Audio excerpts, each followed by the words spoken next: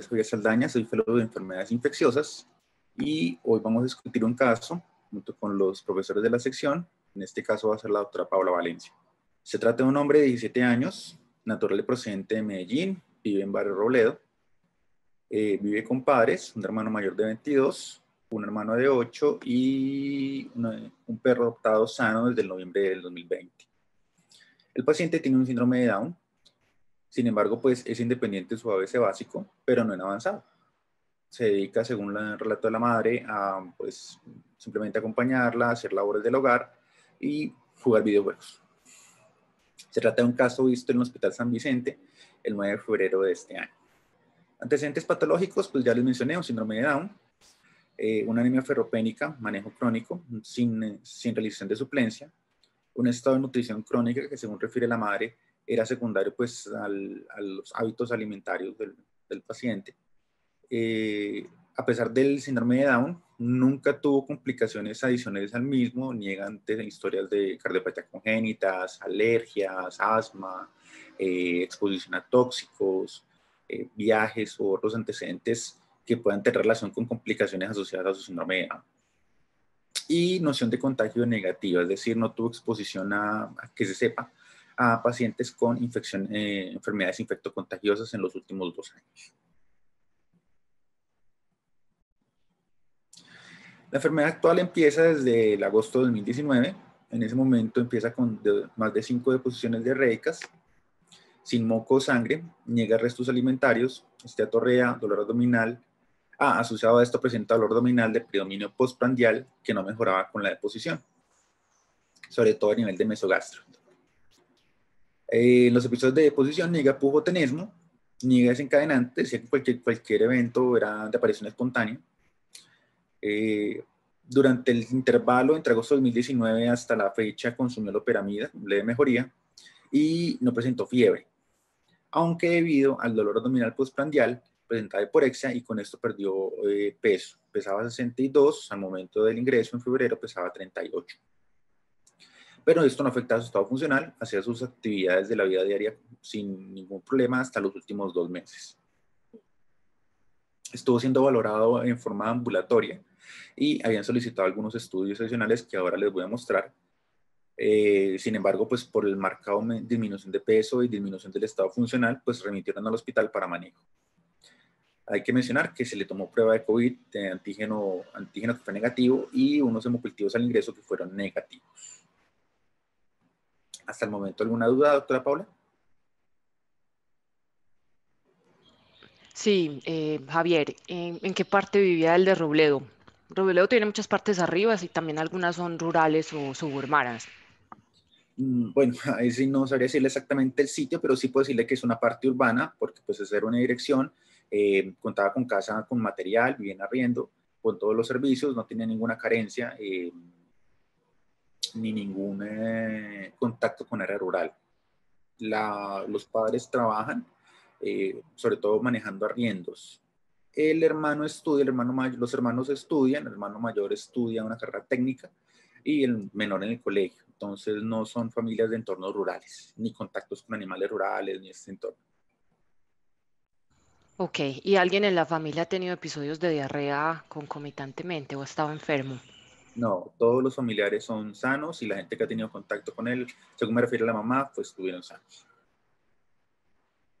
Bueno, ¿ha tenido vómito asociado a todo esto? No. Ok, la diarrea lo despierta en la noche. No. No se tiene que levantar en la noche a hacer popó. Usa pañal en la noche. ¿Por qué? Porque pues a veces no avisaba. Entonces lo encontraba con orines, entonces lo dejaba acompañar durante la noche. O sea, tiene enuresis que predata la enfermedad actual. ¿A eso te refieres? Eso. ¿O por la diarrea le ponían pañal desde agosto? No, Ok. está relacionado pues a su condición. Bueno, ¿sabes si ese pañal estaba con popó por las noches? No, señor. No, ok. O sea que parece que no tiene un predominio nocturno la diarrea. Uh-huh. Mm, Y aquí se me corta otra vez el asunto por las foticos de los asistentes, pero ¿me aclaras si el dolor abdominal mejora o no mejora con la deposición? No mejora. Yo le preguntaba sobre si había alguna relación al momento con la deposición y el dolor, o si era desencadenante el dolor en la deposición, como puede ocurrir, por ejemplo, con un pujo. Y la familiar era enfática en decir que la diarrea era sin dolor, simplemente avisaba y iba hacia su deposición. Esto, y lo característico era que siempre era postprandial, entonces él consumía cualquier tipo de alimentos y de inmediato aquejaba dolor en mesogastrio, y eso hacía pues que su alimentación no fuera lo más adecuada. Ah, listo. Me imagino que vas a pasar a la revisión por sistema, ¿cierto? Y ya de pronto ahí aclaramos más cosas. Uh-huh. La revisión por sistemas, pues niega disnea, tos, secreciones o brotes, perdió más o menos 20 kilos en el último año. Por su dolor abdominal en mesogastro asociado a los alimentos, pues presentaba una pobre tolerancia a la vía oral, es decir, pues disminuía su apetito y eso pues hacía que no tuviera un adecuado consumo calórico. Niega episodios de broncoaspiración de secreciones, es decir, no hay episodios de tos postprandial o cialorrea que puedan explicar episodios de broncoaspiración.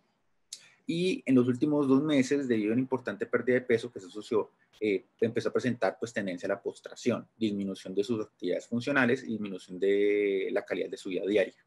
Que eso fue lo que en últimas lo obligó a consultar al hospital. Ok, no sabemos si tiene artralgias. No, al momento del ingreso fue difícil evaluación, en el sentido de que pues su estado de conciencia está comprometido.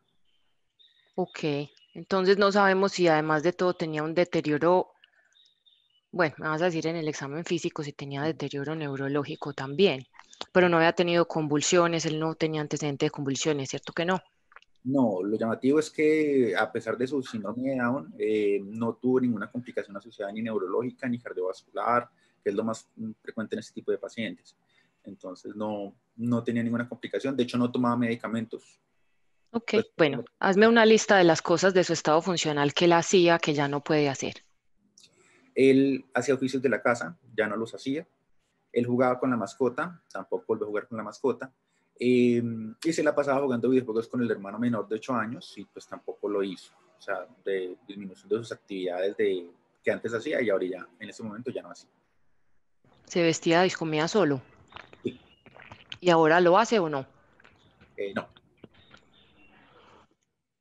O sea que está completamente postrado en la cama para el momento en que llega al hospital. exactamente, sí. Ok, bueno, sí, dame el examen físico, por favor.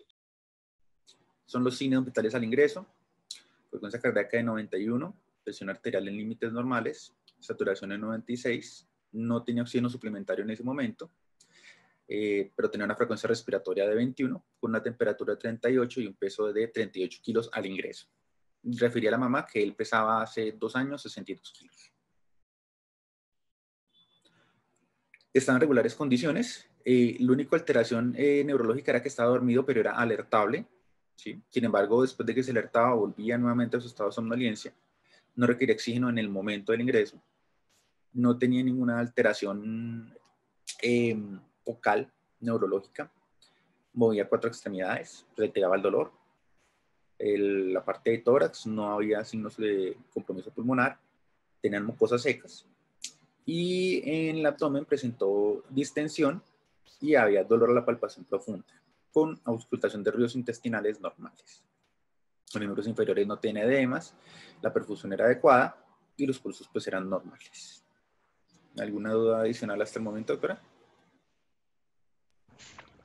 Cuéntame desde el punto de vista neurológico cómo estaba.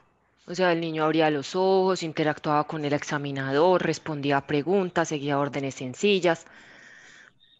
Él en el momento del ingreso presentaba somnolencia. Cuando se alertaba, él presentaba interacción con el entrevistador. La respuesta verbal era muy pobre, era muy escasa, pero sin embargo pues se sabía expresar por medio de, de lenguaje no verbal, de señas. La mamá pues interpretaba muchas veces lo que él decía, lo que trataba de decir. Eh, Al primer día no era mucho lo que podía hacer él solo, sin embargo, pues en los siguientes días él empezó a presentar un poquito más de independencia, empezó a comer solo, empezó a levantarse, a caminar, pero al momento del ingreso no tenía ningún signo, digamos, de deterioro neurológico. Fuera de Ok, las... entonces a lo que voy es que pareciera que pues estaba simplemente muy astémico, muy dinámico. Uh-huh. pero neurológicamente estaba era normal, solo que estaba era dinámico y es la razón por la que se postró. Ok. Sí, señor. Bueno, déjame ver por aquí qué más. Genitales, ¿cómo estaban? Genitales, eso sí no los revisamos, pero pues para la historia clínica no tienen alteraciones. Y la boca.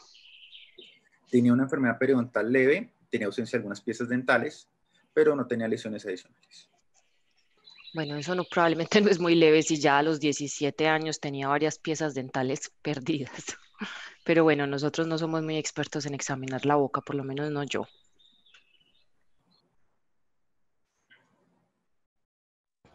Bueno, entonces tenemos un niño de 17 años que vive en Medellín, tiene síndrome de Down y al parecer, pues pareciera que tuviera compromiso neurológico con retardo mental, pero hasta donde sabemos, pues no tiene cardiopatías congénitas ni otras dificultades y no ha tenido antecedentes de infecciones, ¿cierto? Que algunos de estos síndromes de Down se asocian a inmunosupresión y a, ¿cómo es que se dice? Exacto, sí, de deficiencias de la inmunidad generalizadas con neumonías a repetición, broncoaspiración o otras malformaciones congénitas respiratorias, pero este muchacho pues parece que no le ha ido nada mal. Un detalle, perdón, doctora, respecto al estado funcional, era que pues en las épocas de prepandemia, él alcanzó a hacer una primaria incompleta y hacía cursos libres con fama. Entonces era Ok, sí, entonces bastante, funcional más o menos. bastante funcional este muchacho. Viene entonces desde agosto para febrero, entonces tiene un cuadro de septiembre, octubre, noviembre, diciembre, enero, febrero, 6 meses de evolución. No, doctora, es agosto 2019. Ay, Dios mío, sí, o sea, va más de un año de diarrea. Sí. Tiene entonces diarrea con aumento de las deposiciones, disminución de la consistencia, asociada a esteatorrea, dolor abdominal, que es de predominio postprandial y sin vómito, y que ha progresado con postración, pérdida de peso, y al parecer pues no compromete ningún otro órgano o sistema, por lo menos al examen físico. Está profundamente desnutrido probablemente y viene y está febril. Entiendo yo pues que la fiebre no era cuantificada antes porque él no refería que tenía fiebre o la mamá no lo hacía, pero es No, posible que el cuadro se hubiera asociado a fiebre antes, ¿cierto? no, pues en cuanto a lo que refiere a la mamá, no hubo fiebre referida. Exacto. Entonces tenemos un niño de 17 años con síndrome de Down sin ninguna otra comorbilidad que conozcamos y viene con más de un año de una diarrea crónica. Las características de esa diarrea da la impresión de que es una diarrea malabsortiva, ¿cierto? La presencia de esteatorrea, la presencia de dolor abdominal postprandial, la ausencia de diarrea en las noches que lo despierten, pues pues, que lo despierten o de que estuviera con materia fecal en el pañal en las noches, sugieren que todo esto tiene mucho de malabsorción en el intestino relativamente alto, porque si fuera en el intestino bajo y fuera una diarrea secretora, pues el muchacho no hubiera consultado y se hubiera hospitalizado un año y medio después del inicio de su cuadro, sino que hubiera sido una diarrea con un débito más alto, un compromiso sistémico peor y hubiera consultado más en su fase aguda que en la fase crónica. ¿Cierto? Eh, digamos que las condiciones sanitarias, según lo que tú me describes, no parecen ser muy deficientes, pero el hecho de que la diarrea ya sea crónica, pues habla de, pues descarta ciertos patógenos, porque a pesar de que, por ejemplo, en los niños pequeños las diarreas, ya sean virales o bacterianas, virales en su mayoría, pueden causar una diarrea aguda que se cronifica y dura más de 14 días, pues sería muy raro una diarrea de más de un año con un compromiso tan grande crónico que fuera causada pues por microorganismos piógenos, a pesar de pues que eso puede causar expasellación de las vellosidades, alteraciones en la absorción. No sé si, pues, por lo que me describes, pero en realidad no te lo pregunto específicamente, si ellos han salido de la ciudad, porque esto, pues, si esto es una enfermedad infecciosa, los contactos o la adquisición del germen que lo infecta, pues es prepandemia, ¿cierto? Tuve que decir en algún momento en el 2019. Entonces no te pregunté por viajes, haber ido a charcos, a acampar y ese tipo de cosas. Le pregunté en los últimos 3 años a la madre y me dice que en los últimos 3 años no han salido a viajes ni paseos fuera de la ciudad. De hecho, pues mencioné en algún punto que el padre estuvo desempleado un tiempo, entonces pues eso implicó pues cambio en sus condiciones económicas, pero nada más adicional. Ok. Bueno, entonces empecemos con un diagnóstico diferencial. O sea, pareciera que la enfermedad está suscrita solamente al tracto gastrointestinal y le ha comprometido sistémicamente más por la desnutrición, ¿cierto? Y pues puede que estuviera algo deshidratado, aunque pues no está muy taquicárdico ni hipotenso. Ya lo veremos pues en los exámenes a ver qué más. Ah, otra cosa que no te pregunté, ¿ha tenido tratamientos? Solamente la operamida en forma sintomática. Bueno, eso es particular que no se hayan automedicado. Uh-huh. Bueno, entonces podemos empezar pues por lo menos con las causas infecciosas. Yo pienso que podríamos empezar con los virus. Entonces tenemos una diarrea malabsortiva crónica en una persona joven sin aparentes comorbilidades. Entonces empecemos con los virus. Yo pienso que es pues importante en nuestro contexto siempre descartar HIV en un contexto como este. Y yo creo que se vale que me digas de una vez si es HIV positivo o negativo. Probablemente es Negativo. negativo. Negativo, hepatitis B, C, sífilis negativo. Bueno, entonces dentro de los virus que pueden causar una cosa tan crónica, en un paciente, pues sería la principal causa HIV. Seguido de eso, en un paciente HIV negativo, un virus que cause algo crónico de este tipo, pues no se me ocurre ninguno, ¿cierto? La mayoría de los virus, que son las causas más frecuentes de diarrea, sobre todo malabsortiva de tipo alto, causan infecciones agudas y generalmente son autolimitadas, especialmente en un niño que previamente no era desnutrido y que no tiene problemas de acceso a la comida y al agua. Entonces esto no tenía por qué haberse cronificado, pero virus como CMV podrían haber causado un cuadro así si el paciente fuera HIV positivo. Ninguno de los flavivirus endémicos pues causa diarrea. Los virus herpes básicamente ninguno. Y norovirus, pues que es la causa, una de las causas que más intuimos que es común, pero que no lo detectamos tampoco, causa diarreas crónicas en personas inmunocompetentes. Adenovirus y enterovirus también son todas causas autolimitadas. Entonces, dentro de los virus, yo pensaría que aquí no debe haber un papel muy grande, a menos de que el niño, pero es que ni así, a menos que él tenga una inmunodeficiencia por una malignidad hematológica, eh, o que este sea el debut de una hipogamaglobulinemia, pues en un paciente con síndrome de Down. Yo de eso pues en realidad no sé mucho. Bueno, el niño está vacunado, me Sí. imagino que sí, ¿cierto? Sí, no, la mamá decía que era muy estricta con sus controles y sus cosas. Bueno, dentro de los parásitos, digamos que también es muy inusual tener una diarrea crónica con un compromiso tan grande, ¿cierto? Pero dentro de los parásitos que causan infecciones del tracto digestivo alto sin causar gastroenteritis, sino más bien del duodeno, el ileón y el yeyuno, que es donde pues presumo yo que está aquí la enfermedad, el agente infeccioso, si es que está, pues estaríamos con Giardia. Y por eso pues es importante el antecedente de dónde ha viajado y cuáles son sus hábitos. Digamos que el hecho de que el niño no haya viajado y no haya acampado, que son cosas que se asocian mucho, por ejemplo, en el primer mundo al consumo de agua no potable, no necesariamente es una cosa que excluye el contacto epidemiológico en un país como Colombia, donde pues, por ejemplo, un niño como este simplemente puede ir una tarde a jugar con sus amigos, caminar un rato unas cuadras más en su barrio y llegar a un área semirural y tomar agua. Pues digamos que como él no es un niño neurológicamente normal, pues no podemos excluir el diagnóstico solo porque no está el antecedente. Incluso una yardiasis, pues a pesar de que causa una diarrea malabsortiva que puede tener características crónicas, en realidad sí sería muy raro que pasase inadvertido 1 año y medio el diagnóstico, aunque en realidad el diagnóstico de este germen no es tan sencillo, ¿cierto? Entonces, Yardia es una buena posibilidad. Infecciones por coccidias, por ejemplo, microspora, isospora.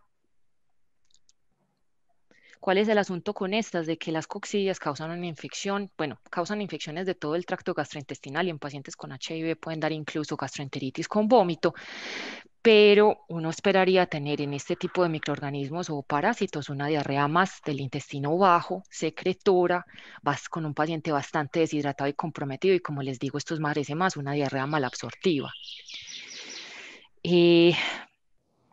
Otros parásitos que no sean protozoos, pues como multicelulares, ciertos nemátodos, tremátedos y ese tipo de cosas, pues en realidad serían rarísimos porque para que pasaran y causaran diarrea tendría que ser que tuviera el intestino delgado todo revestido de cosas, pues de ascaris o de strongyloides y pensaría que esa no es la presentación. Eso sería demasiado raro, aunque ahorita me vas a mostrar un hemograma y vemos qué tan anémico está. Parásitos, Giardia, coccidias.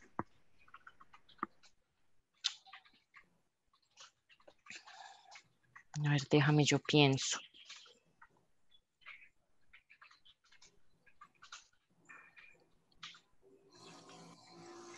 No, o sea, yo no lo dejaría sino por ahí. Yo pienso que en parásitos. En bacterias,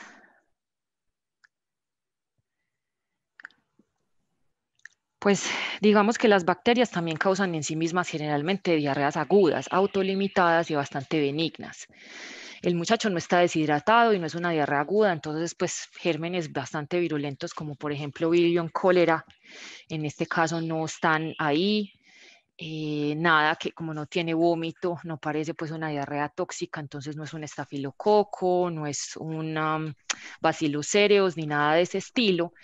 Si fuese una infección bacteriana, habría que pensar, por ejemplo, a pesar de que él no tenga síntomas sistémicos de infección, pues Mycobacterium tuberculosis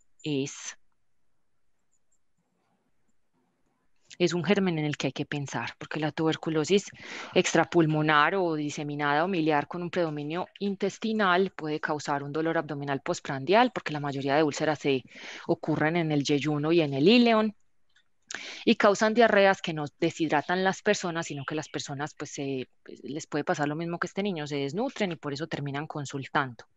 Aunque también con una enfermedad tan severa uno esperaría que ya el niño estuviera muerto para este momento.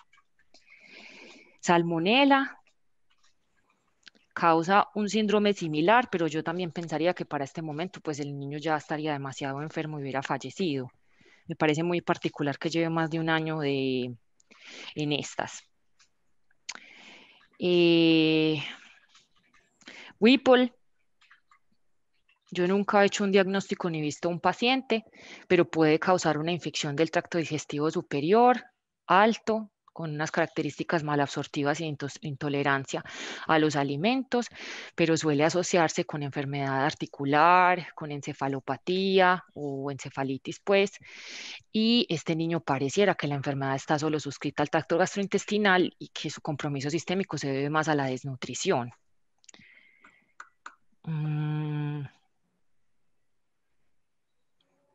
Otros piógenos, pues en realidad sería rarísimo. Y hongos,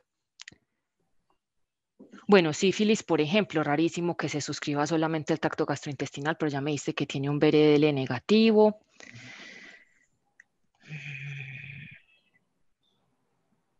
Esto está difícil.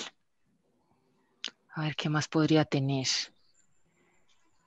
Bueno, dentro de los hongos yo pienso que no podría tener en realidad ninguno. O sea, Cándida obviamente es una espora que no, es una levadura que no causa infecciones de esta naturaleza. Los hongos endémicos como histoplasma, criptococo, que son pues como y paracoco en estas áreas, en una persona como él tiene una presentación más de una infección primaria y les daría más o neumonía aguda o daría una infección diseminada y tendría hepatoesplenomegalia, fiebre, de otro tipo. Ahora bien, sí tenemos pacientes con histoplasmosis rápidamente progresiva que se presentan con hepatomegalia masiva, esplenomegalia masiva, fiebre y diarreas que deshidratan los pacientes que pueden ser crónicas, pero eso ocurre generalmente en pacientes que tienen HIV. Yo no lo he visto en otros contextos.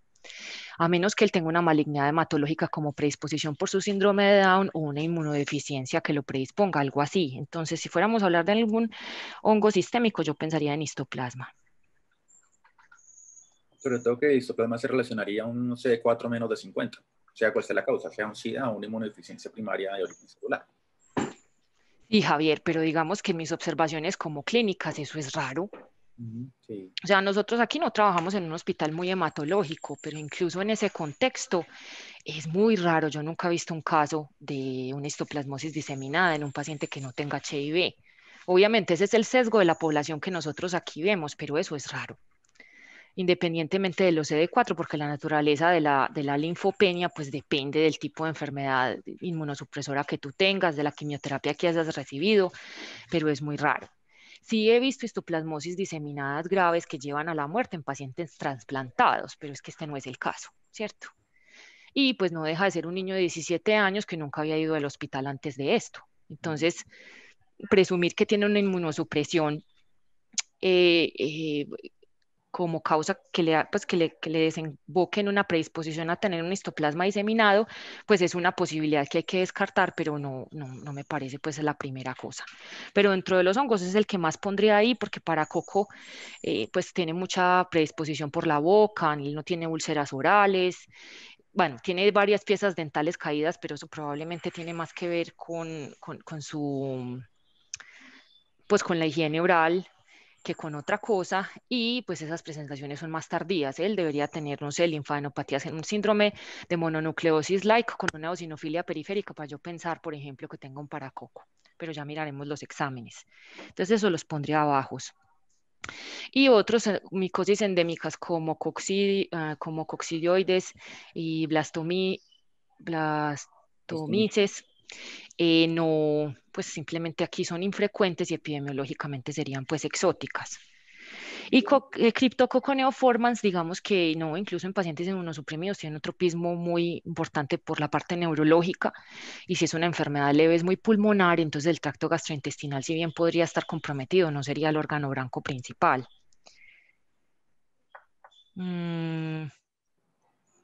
A ver, ¿qué más podría tener él? Otra cosa es que tenga algo no infeccioso, ¿cierto? Que tenga un linfoma, por ejemplo, y que tenga un predominio del tracto gastrointestinal.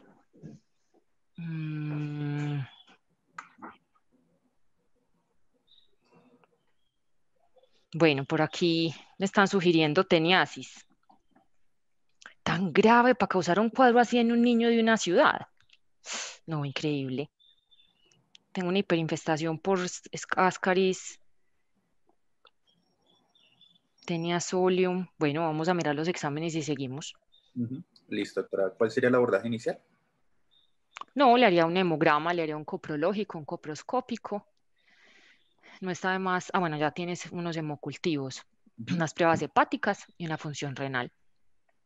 Bueno, tengo que mencionarle los estudios extrainstitucionales. Él, pues, él estuvo durante el año de pandemia, pues, en un abordaje de diagnóstico.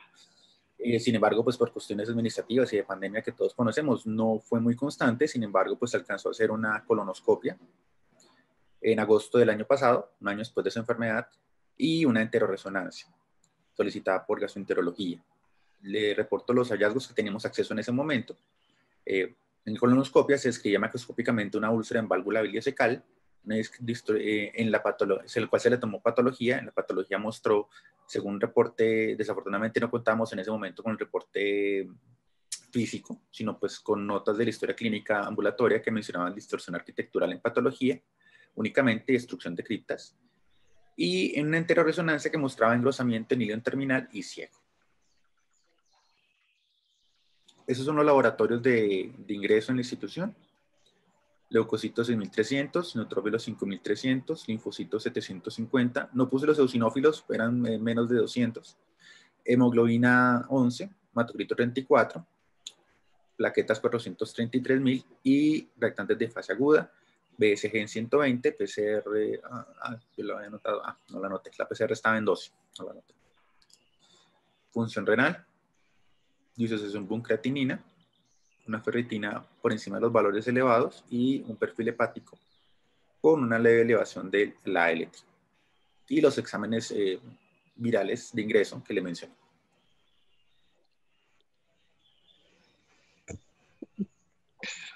Vamos a darle el coproscópico.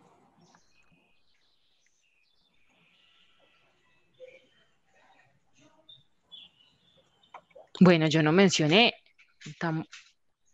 E. coli, pero eso generalmente no causa una úlcera única en esa localización, sino que es más en el colon. Son múltiples úlceras y él no tiene ni siquiera sangre en las heces. Este coproscópico sí mostró sangre. Sí, pues, pero no tiene una disentería. Ah, sí, claro. Macroscópicamente niegan sangrado por vía rectal o mucoco. Eso sí, la familiar fue enfática en eso. Bueno, no, yo me enfocaría en hacer y mirar una biopsia, hacer un cultivo y una biopsia de esa úlcera ileocecal, porque ahí está el diagnóstico y yo pensaría que lo más probable es una tuberculosis. Uh-huh. Ese blastocistis hominis, pues no, raras veces es patógeno. eh, Eso depende si se ven quistes o se ven cosas, estructuras invadiendo el tracto gastrointestinal en la biopsia y no le daría pues valor alguno. Y obviamente, pues de todos estos diagnósticos diferenciales, yo sacaría entonces a las coccidias y a la Giardia, porque Giardia en realidad no es un germen invasor, ¿cierto? Es un microorganismo que causa malabsorción porque pues reviste las vellosidades del intestino delgado y no causa úlceras y no es invasiva. Y como les digo, pues otros parásitos que no mencioné como E. coli, pues son invasivos, causan pues diarreas más inflamatorias y más secretoras y este niño no está tan comprometido. Y las úlceras que causan son múltiples y tienen un predominio en el colon o en el, pues, o en el recto, en el intestino bajo. Entonces yo me quedaría con que esto podría ser, a ver, Mycobacterium tuberculosis o histoplasma. Entonces, la conducta a seguir sería repetir la colonoscopia. Pues, Sí, o sea, tú no describes que él tenga hepatosplenomegalia, no tiene linfadenopatías sistémicas. no, señor, palpable no. Bueno, yo le haría unos rayos X de tórax porque pues siempre es bueno saber si tiene una enfermedad que compromete el pulmón, eso cambia mucho el diagnóstico diferencial y en las tuberculosis tan diseminadas pues es posible encontrar milio en los rayos X que nos puede ayudar con un lavado broncoalveolar. eh, y pues nódulos, eso sería súper importante saber si es una enfermedad que también compromete el pulmón, porque pues estaría uno pensando que la vía de entrada sí fue el pulmón y ayudaría. Entonces, si me puedes dar unos rayos X o un TACAR de tórax, pero sí, en realidad el diagnóstico más rápido y sencillo, si ellos no piensan pues que puede haber riesgo de perforación intestinal, es hacer una biopsia. Si incluso ahí hay una malignidad, por ejemplo, pues ese es el lugar donde hay que descartar esto. Y lo que habría que hacer sería hacerle cultivos para hongos micobacterias, tinciones especiales, y ahí sería muy bueno pues hacerle una PCR para MTB. Un antígeno urinario para histoplasma, si lo estoy considerando y es así de diseminado, puede que el desempeño de la prueba sea mucho mejor, a pesar de que sabemos que los pacientes HIV negativos, el desempeño de los antígenos urinarios para histoplasma no es bueno. La especificidad, la sensibilidad en pacientes con HIV es mayor al 90%, pero en otros pacientes es más baja y no descarta el diagnóstico, pero si es así de diseminada la infección y de grave como para comprometer el paciente así, lo podría tener positivo y podría ser útil.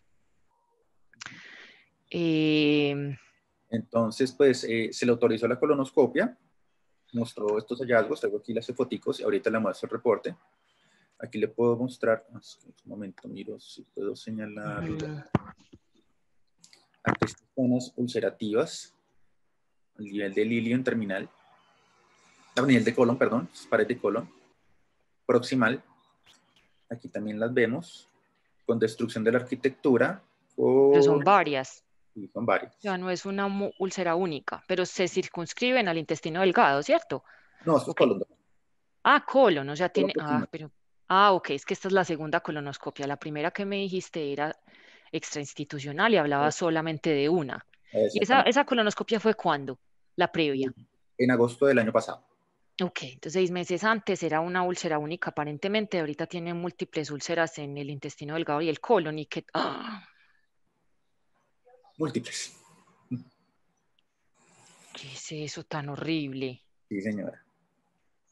Bueno, esas úlceras yo no las veo como un botón de camisa y no sé si así fueron descritas, pero No. entonces digamos que yo ahí ya pondría en el diagnóstico diferencial, además de tuberculosis, histoplasma, Whipple, yo no sé qué tanto pueda comprometer el colon también, yo no he leído eso, pero ya ahí habría que poner a E. coli. Esta parte es ilion distal. Ay, Dios mío. No, salmonela yo creo que no causaría una cosa así. Primero el paciente le da una bacteriemia, se choca y se muere, que empezar así. ¿Qué, Dianis? Ah, sí, unas amebas, sí, coli. Una entamoeba histolítica. Este es el reporte. Ujú.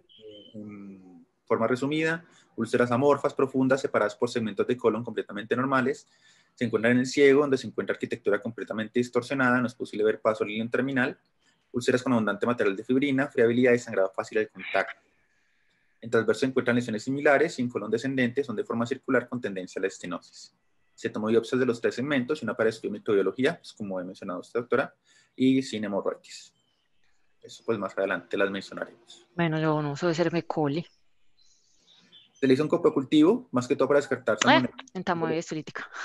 Ah, Salmonelosis shigellosis a través de coprocultivo, que fue negativo para estos microorganismos. Y la radiografía de tórax que usted mencionó, Doc. sí, no, ahí no se ven gran cosa. Espérate a ver. Ah, ya listo, ya lo cambié.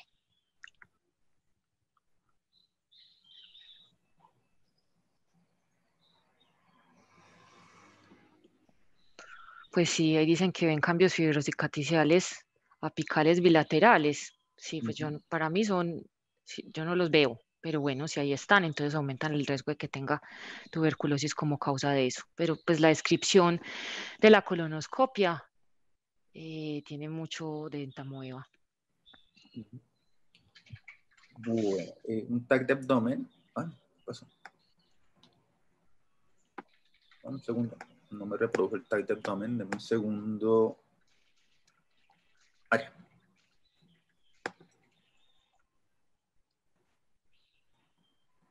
Tengo que mencionarle que este tag de abdomen se le tomó unos 10 días después de la hospitalización, entonces pues los cambios pulmonares van a ser diferentes al del ingreso, la radiografía de ingreso. Pues, por eso tiene derrame pleural bilateral, que no se ve en la radiografía anterior.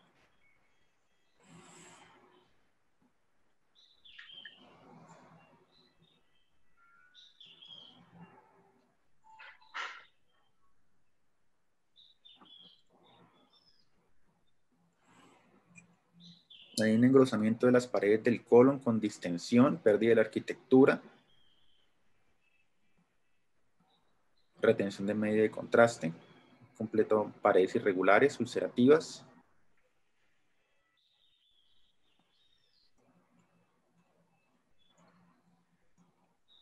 Hasta por la imagen se puede ver impresionante compromiso de mucosas. Ese es el reporte de los hallazgos positivos al tag de abdomen. Engrosamiento segmentario y zonas hipodensas hipocaptantes en relación con enfermedad de base. Múltiples adenopatías retroperitoneales y mesentéricas, algunas de ellas necróticas. Y la citis moderada. Bueno, no. Bueno, y no tenemos un tag de tórax. Sí, ya es, sí. Obviamente, digamos que la entamoeba histolítica puede causar lo que él tiene. Puede ser así de crónico. Yo esperaría que para este momento y con esa evolución ya se hubiese perforado.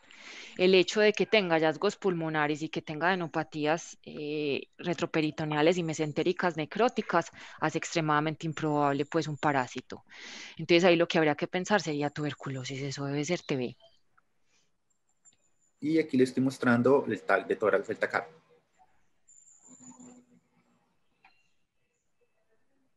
Voy a volverlo a poner de principio para que lo revise.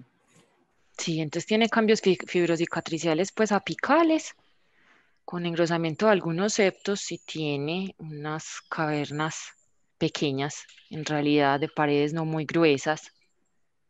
No parece tener, bueno, no sé si tiene o no tiene bronquiectasia, si adicionalmente pues tiene áreas de arbolengemación.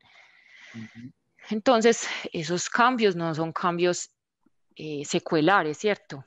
El hecho de que tenga arbolengemación quiere decir que esto no es una coincidencia y que tiene una enfermedad activa. Es decir, no simplemente son cavernas de una tuberculosis que resolvió o quedó latente de hace unos años, sino que probablemente tiene que ver con lo que está pasando. Exacto. Tiene milios.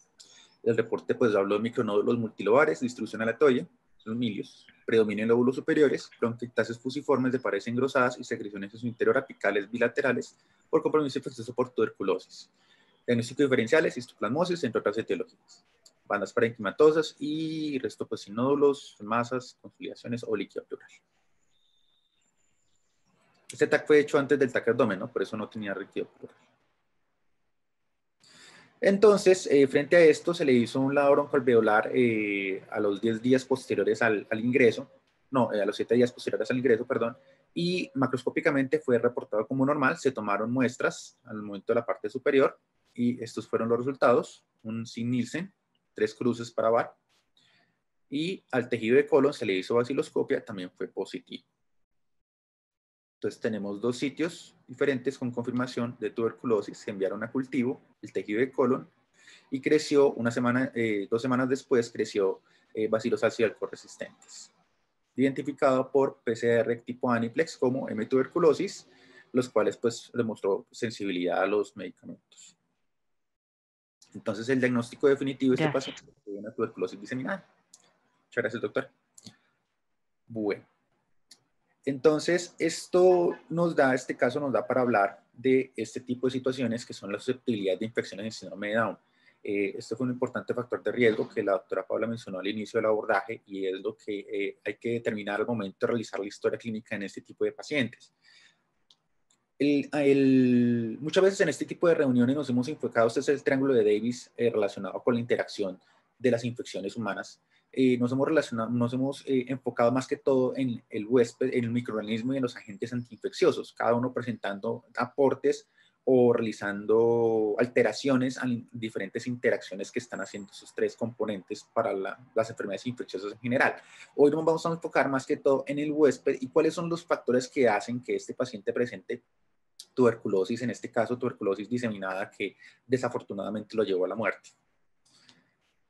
Bueno, recordar pues que las alteraciones generales de pacientes con trisomía 21 son extremadamente abundantes, multisistémicas, no solamente desde el punto de vista funcional, sino también cuantitativo, cualitativo. En este caso, pues todos sabemos muy bien el compromiso neurocognitivo, el compromiso psiquiátrico, comportamental, las cardiopatías congénitas, que creo que como clínicos es lo que vemos más todos los días, alteraciones musculoesqueléticas que los hacen propensos a sufrir lesiones con mucha más facilidad, alteraciones endocrinas, hormonales, alteraciones del desarrollo, alteraciones neurológicas, pero quisiera en este momento enfocarme más hacia la parte de inmunología, que es la clase más susceptible a las diferentes infecciones que, como vimos previamente, pueden estar relacionadas con las condiciones y complicaciones en pacientes con síndrome de Down.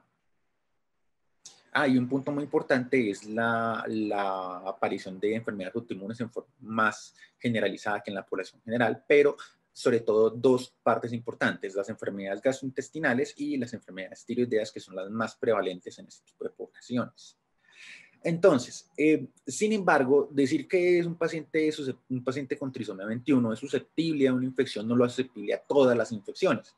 Es decir, no es como un paciente de VIH que ya sabemos qué tipo de infecciones van a ser o qué etiologías van a comprometerlo dentro de un periodo determinado y que van a ser de un grupo en específico. No, las susceptibilidades a las infecciones de los pacientes con síndrome de Down están dadas más que todo pues, por las múltiples series que se han realizado en los últimos 40 años a infecciones respiratorias de tipo viral. Se conocen muy bien las relaciones entre los virus respiratorios y los virus estacionales respiratorios con las múltiples complicaciones en ese tipo de pacientes. De hecho, se han manejado unas estadísticas desde los años 70 en los cuales los pacientes con síndrome de Down tienen 12 veces más la posibilidad de presentar mortalidad hospitalaria por causa de infecciones respiratorias.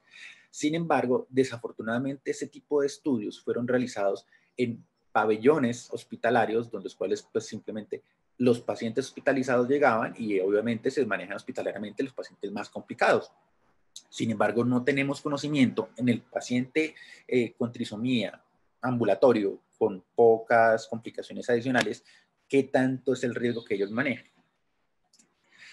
Llama la atención que algunos autores han descrito que la apendicitis ha disminuido. Es una entidad que el abdomen agudo como tal se manifiesta muy poco en ese tipo de pacientes. Por sus condiciones nutricionales y ambientales, pues lo que mencionó también la doctora Paula, el comportamiento que ellos pueden tomar los hace más fácil que tengan el Helicobacter pylori y pues por diversas causas multifactoriales, exposiciones a líquidos, abusos, etcétera, pues son más frecuentes de ser portadores de hepatitis B. Entonces, como les mencioné, los virus están muy relacionados, sobre todo los virus estacionales y las complicaciones asociadas a las mismas, están muy bien eh, establecidos como causas de enfermedades respiratorias en este tipo de pacientes. Traigo a colación este metaanálisis publicado en el 2018, en los cuales pues, se encontró, pues, hay más en cuanto a relaciones de edad, pero me parece que este es mortalidad, que es el más relevante para nuestra discusión. Una relación muy importante que, es decir, si yo tengo síndrome de Down, si tengo síndrome de Down, la posibilidad de presentar una infección y complicaciones asociadas a la misma es mucho mayor si presento con síndrome de Down. ¿Sí? Algunos cálculos han hecho hasta 116 veces mayor probabilidad de complicaciones. Entonces, pues, si veo aquí un gráfico de consolidado que me muestra que si no tengo síndrome de Down es un factor protector para evitar complicaciones en la mortalidad de este tipo de infecciones. Es lo que queremos reportar en este momento. Entonces, sí está relacionada la gran posibilidad de infecciones respiratorias. Sin embargo, tuberculosis no es una de ellas. Y en este momento, en los próximos minutos, voy a mencionarles por qué. Bueno, el metabolismo relacionado con las alteraciones a nivel del cromosoma 21 están en una base teórica muy fuerte. Las condiciones y las complicaciones son muy establecidas en este contexto y sin embargo pues se encuentran algunos factores que pueden estar relacionados tanto a la función del sistema inmune como tal, como alteraciones anatómicas que predisponen a los pacientes a sufrir mayor infección respiratoria.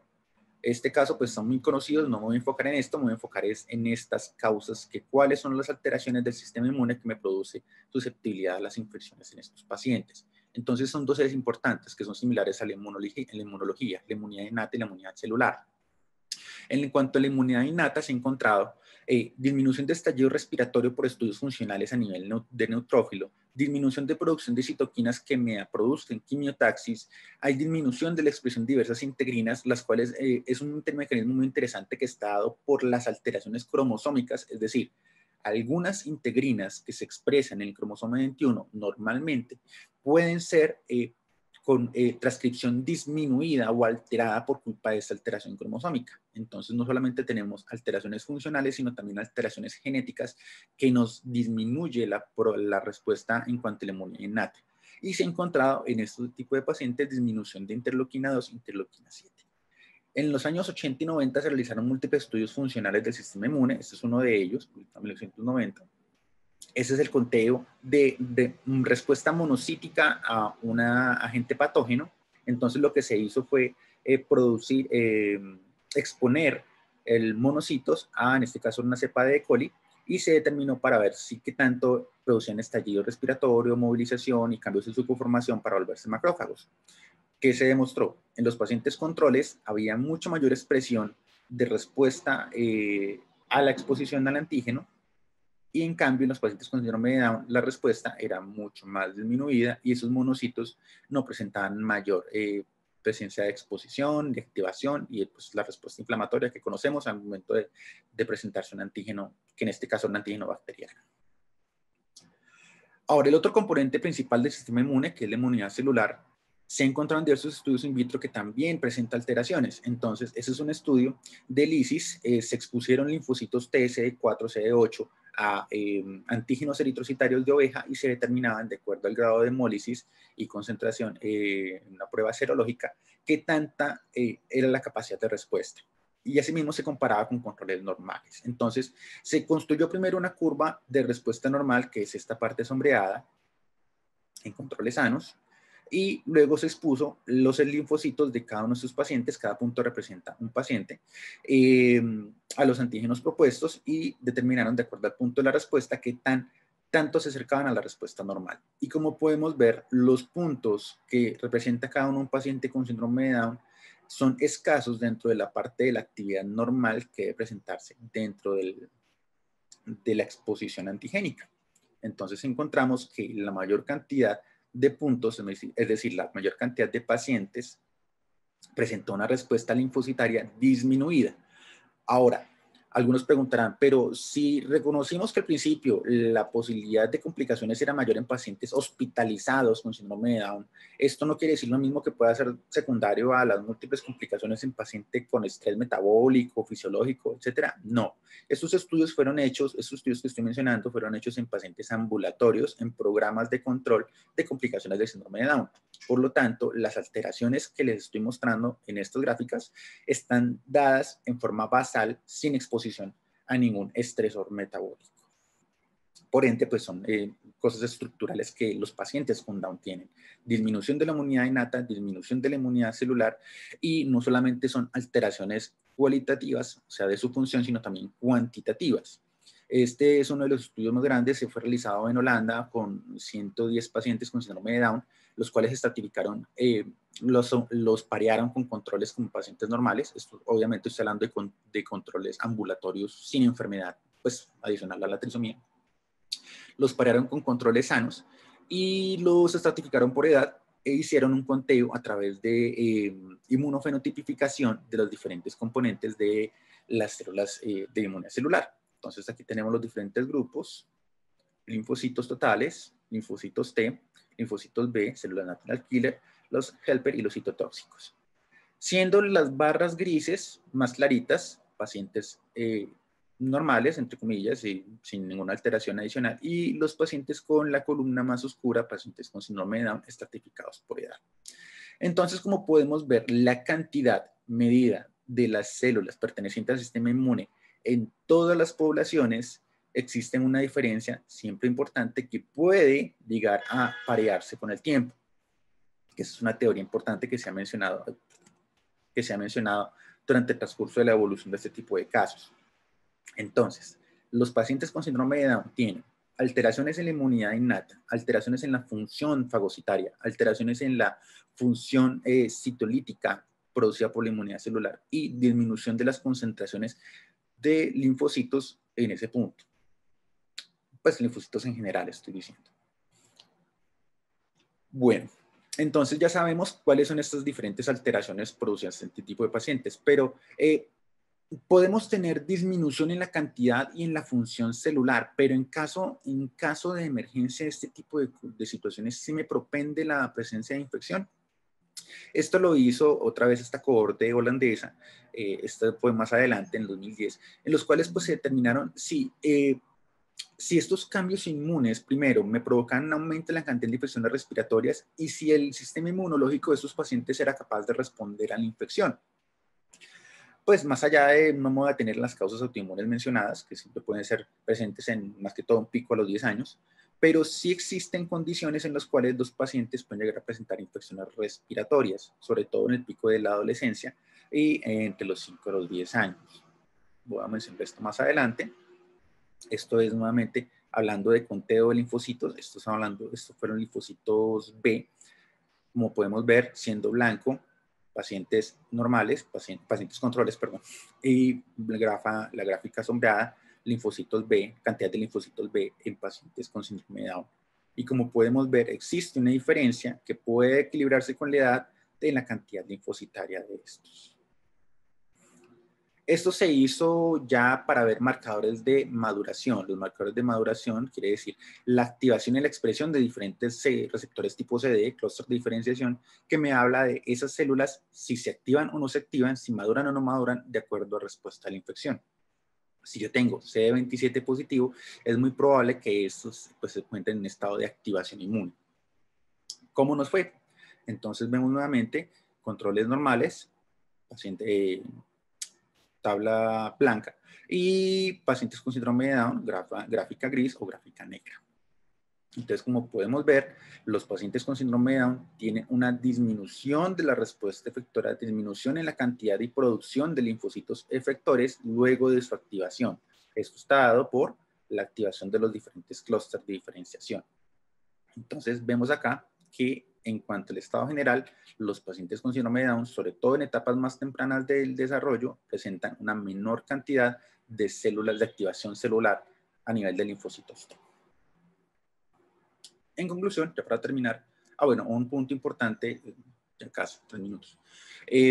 Ya para terminar, un punto importante, la tuberculosis intestinal, que pues ya hemos visto en varios contextos, es diferente en la parte con síndrome de Down. Apenas en la literatura, en la revisión que hice, encontré solamente 3 casos, en los cuales incluso uno de esos pacientes reportado en España no tenía factores de riesgo adicionales, incluso se consideró como inmunocompetente a pesar de ser trisomía 21, pero tuvo una presentación también a nivel iliocecal de tuberculosis intestinal.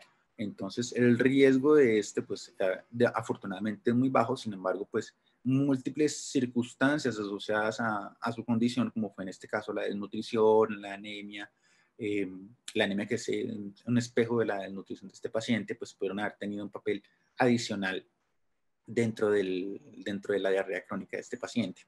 Entonces, los pacientes con Down tienen mayor riesgo de infecciones respiratorias, tienen múltiples factores estructurales que le hacen propensos a infecciones. No me detuve mucho: alteraciones de reflujo, apnea del sueño, alteraciones en las trompas de Eustaquio, mayor colonización con neumococo y moraxela.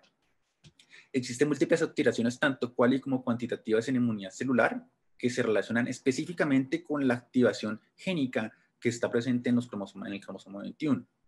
No simplemente por el estado de su trisomía como tal, sino también alteraciones a nivel genético. Y esto abre la puerta para que si estos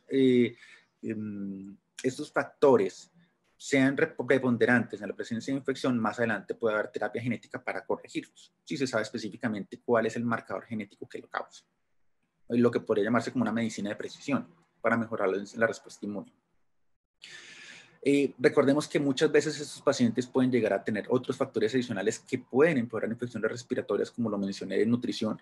Este es un caso de un paciente pues, que tiene unas condiciones socioeconómicas estables, adecuadas. Sin embargo, pues, los pacientes con síndrome de Down muchas veces llegan a familias que no tienen los recursos para mantener unas adecuadas condiciones, y esto hace que la propensión a infecciones sea mucho mayor. Es diferente, en este caso, un chico que pudo pasar toda su vida con un adecuado estado funcional, a otro que tiene condiciones socioeconómicas deplorables que pueden llegar a producirle infecciones graves más adelante.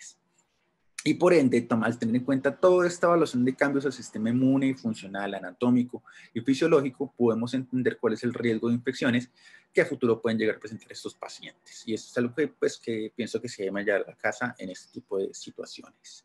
Recordar que el 21 de marzo se celebró el Día Mundial de las Personas con Síndrome de Down. Pues simplemente es un llamado, ya que como médicos, como adultos, vamos a empezar a ver mucha más en nuestras consultas, independientemente de la especialidad, ese tipo de pacientes y sus complicaciones. Es algo a tener en cuenta. Con eso terminamos. Muchas gracias.